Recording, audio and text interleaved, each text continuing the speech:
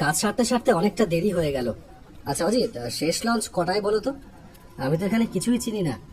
Launch আছে 7টায়, তারপর তো কেউ আর অতটা পারাপার করে না। দু একটা নৌকো আছে তারপরে, তবে ভাড়া কিন্তু বেশি স্যার।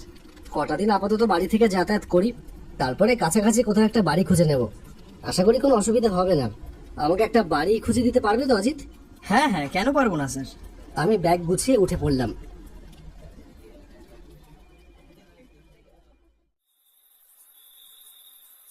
পোস্ট অফিস বন্ধ করে যখন বেরোতে যাব, তখন দেখি আকাশে মেঘ ঘনিয়ে এসেছে। পূবের কোণে এক ফালি মেঘ আস্তে আস্তে পুরো আকাশটাকে ঢেকে দিল। তার সাথে ঝোড়ো হাওয়া আর বাতাসও শুরু হলো। আমি আজ নতুন জয়েন করেছি এই গ্রামের পোস্ট অফিসে। আজকে আমার প্রথম দিন। কাজ সারতে সারতে সন্ধ্যা 6টা বেজে গেছে।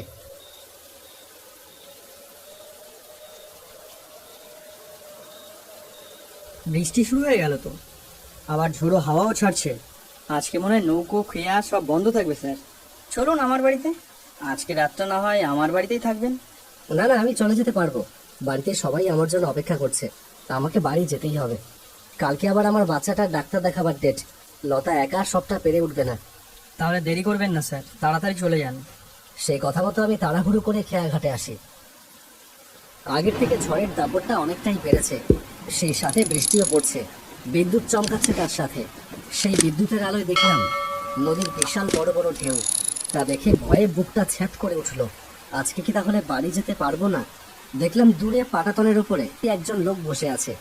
লোকটা আমাকে দেখে বলে উঠল, একটু দাঁড়িয়ে যান, বৃষ্টি থামলে একটা দুটো নৌকো পেলেও পেতে পারেন। তবে সাবধান, স্টিমার যদি আসে একদম উঠবেন না, একদম উঠবেন না। আমি দাঁড়িয়ে রইলাম। খেয়াঘাটে সেরের তলায় বৃষ্টির হাত থেকে রেহাই পেলাম। বৃষ্টিতে প্রায় ভিজেই গেছি। কি আর করবো, আশপাশে দাঁড়াবারও কোনো জায়গা নেই। আর এই লোকটাও যে বৃষ্টির মধ্যে কেন বসে আছে কে জানে। হয়তো উনিও নৌকোর জন্যই বসে আছে। কতক্ষণ দাঁড়িয়ে আছি জানি না। হঠাৎ ঘড়িটা দেখে বুঝতে পারলাম রাত 8:30 বেজে গেছে। তখনও চলছে এক নাগাড়ে বৃষ্টি। হঠাৎ সেই বৃষ্টির মাঝে একটা ছোট আলোক রেখা আর একটা ভুটভুটি আওয়াজ এগিয়ে আসছে ঘাটের দিক থেকে, অন্ধকারের বুক চিরে। যাক বাবা, বাঁচা গেল। খেয়াঘাটা থামতেই আমি উঠে পড়লাম স্টিমারে।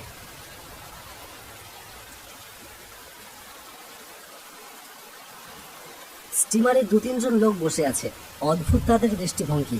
তারা যেন আমার জন্যই অপেক্ষা করছিল স্টিমারে। আমাকে দেখে তাদের মুখে অদ্ভুত একটা হাসি খেলে গেল।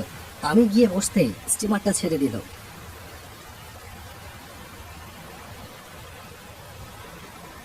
হঠাৎ করে খেয়াঘাটে বসে থাকা সেই অপরিচিত লোকটা চিৎকার করে বলে উঠল, ওতে যাবেন না বাবু, ওতে যাবেন না, নেমে আসেন, ওতে যাবেন না বাবু, ঝাঁপ দেন, বাঁচতে চাইলে জলে ঝাঁপ দেন।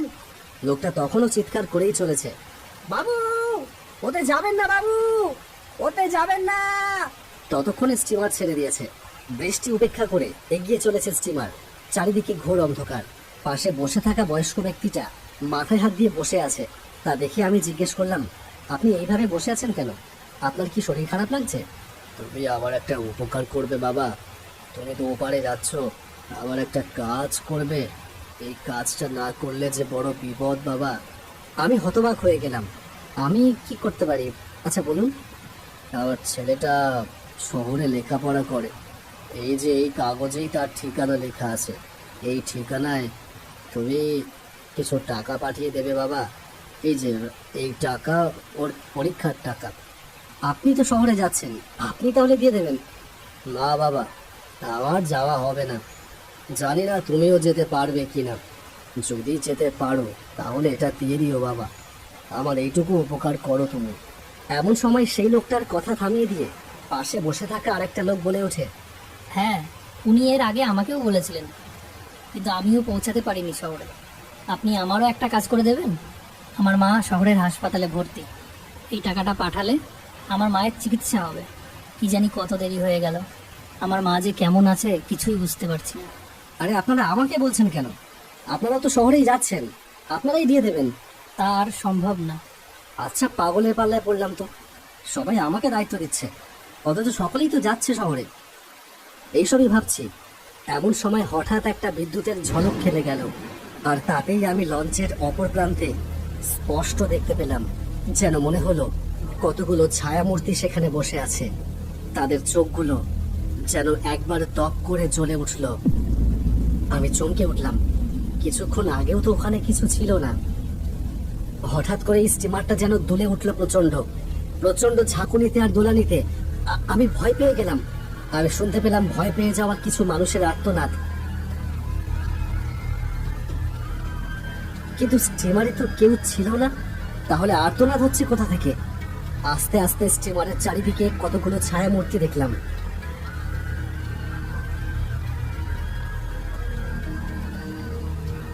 আপনি এই খামটা নিন, খামে ঠিকানা লেখা আছে। আমার মায়ের কাছে টাকাটা পৌঁছে দেবেন, আমি তো আর যেতে পারবো না। আর এই টাকাটা আমার ছেলেকে পাঠিয়ে দেবেন, নয়তো ছেলের লেখাপড়া বন্ধ হয়ে যাবে। মা মরা একমাত্র ছেলে। আমিও তো বয়স্ক লোকটা আর কিছুই বলতে পারে না, তার চোখে মুখে একটা ভয় ফুটে ওঠে। আর এইসব কি হচ্ছে? আপনারা আমাকে কেন বলছেন? আপনারা চলুন আমার সাথে। আর লঞ্চটা এত দুলছে কেন? আমারও তো ভয় লাগছে। আমার সঙ্গে নদীর ওপারে গেলেই তো শহর। ও দাদা, একটু আস্তে চালান না, স্টিমারটা এত দুলছে কেন?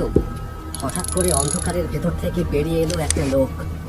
তারপর সে বলল, আমি কি করতে পারি? ঝড় বৃষ্টির কবলে পড়লে স্টিমার তো একটু দুলবে, আর কি বা হবে, সবাই তো আজকে মারাই যাবে।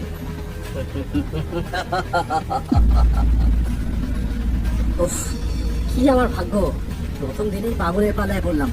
আপনি সাবধানে স্টিমারটা চালান, এত দুলছে এক্ষুনি উল্টে যাবে তো। একটু সাবধানে চালান দাদা। আমার কথার উত্তরে স্টিমারের চালক ভয়ঙ্কর ভাবে হেসে উঠল। আমার পাশে বসে থাকা যুবকটা বলল, এর আগের বছর ঠিক এই দিনে এক কালবৈশাখী ঝড়ের রাতে আমি ভুল করে এই স্টিমারে উঠে পড়েছিলাম। ওই বয়স্ক লোকটাও আমার কাছে সাহায্য চেয়েছিল, আমিও তোমার মতো বুঝতে পারিনি। ঠিক সময়ের আগে স্টিমার থেকে না নামতে পারলে তুমিও আমাদের সঙ্গে চলে যাবে নরকে। তুমি ঝাঁপ দাও, ঝাঁপ দাও। হ্যাঁ বাবা, তুমি ঝাঁপ দাও, ঝাঁপিয়ে পড়ো জলে, তাহলেই প্রাণে বাঁচতে পারো। এই বলে এক প্রকার সেই যুবক আর সেই বয়স্ক লোকটা আমাকে স্টিমার থেকে ধাক্কা দেওয়ার চেষ্টা করতে থাকলো। আমি ভীষণ ভয় পেয়ে গেলাম। কি করছেন, কি করছেন? আমি সাঁতার জানি না যে। আরে আরে ছাড়ুন, আরে আমাকে ধাক্কা দিচ্ছেন কেন? ততক্ষণে স্টিমারের দুলানিটা আরো বেড়ে গেছে, যেন আরেকটু হলেই উল্টে চায়। হঠাৎ করে বয়স্ক লোকটার আর যুবকটার চেহারা পাল্টে যেতে থাকে। তাদের শরীরের রং সাদা ফ্যাকাশে হয়ে যায়, চোখের মণিগুলো সাদা, আর আশেপাশে আরো কয়েকটা ছায়া মূর্তি সরাসরি মানুষ রূপ নেয়। সবারই শরীরের রং সাদা ফ্যাকাশে, আর এক দৃষ্টিতে তাকিয়ে আছে আমার দিকে। আমি কোন রকমে স্টিমারের একটা ছোট্ট বেঞ্চ জাপটে ধরেছি, কিন্তু এরা দুজনে আমাকে স্টিমার থেকে ফেলে দেওয়ার চেষ্টা করছে। বাঁচতে চাও তো ঝাঁপ দাও, ঝাঁপ দাও বলছি। আমি সাঁতার জানি না যে। স্টিমারে থাকা ওই ছায়া শরীরগুলো এবার হাত বাড়িয়ে আমাকে চাপটে ধরতে যায়। এমন সময় ওই যুবক এগিয়ে এসে আমাকে জোরে এক ধাক্কা মারে, আর আমি চলে পড়ে যাই।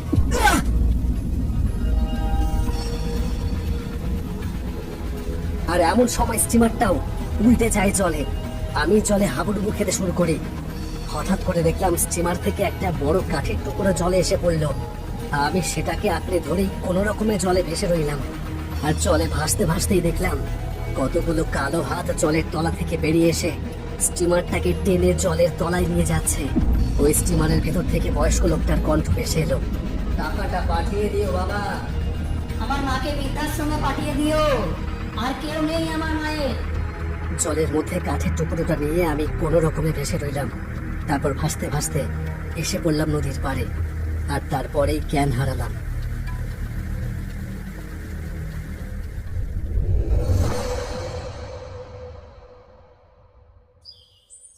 পরদিন সকালে জ্ঞান ফিরতেই দেখলাম নদীর পাড়ে আমি পড়ে আছি। আমার পাশে পড়ে আছে দুটো খাম, তাতে ঠিকানা আর কিছু টাকা রয়েছে।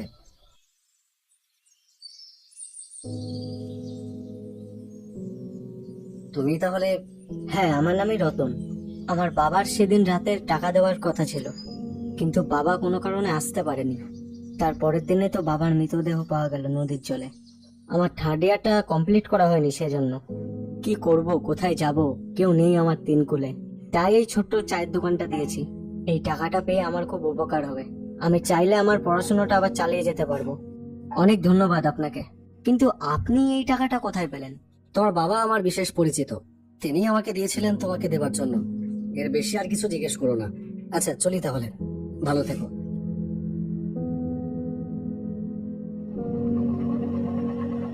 সেই দিনই আমি যাই হাসপাতালে। অনেক খোঁজ খবর নেবার পরে জানতে পারলাম অরুণা দেবী নামে একজন বিধবা মহিলা এখানে ভর্তি হয়েছিলেন। তিনি এখন মেন্টাল অ্যাসাইলামে আছেন। আমি গেলাম সেই মেন্টাল অ্যাসাইলামে। কেমন আছেন আপনি? এসেছিস বাবা, এসেছিস? ভালো আছিস তো বাবা? চল, আমাকে বাড়ি নিয়ে চল। আমার এখানে থাকতে আর ভালো লাগছে না রে বাবা। আমি নিয়ে যাব আপনাকে, আমার বাড়িতে নিয়ে যাব। আপনি তাড়াতাড়ি সুস্থ হয়ে যাবেন। আমারও বাবা মা মারা গেছে সেই কোন ছোটবেলায়। মামার বাড়িতে মানুষ, মাথার উপর একজন বয়স্ক মানুষ থাকলে বেশ ভালোই হয়। তার ছত্র ছায়ায় আমি খুব ভালো থাকবো। মানুষটাকে খুব তাড়াতাড়ি সুস্থ করে আমি আমার বাড়িতে নিয়ে যাব।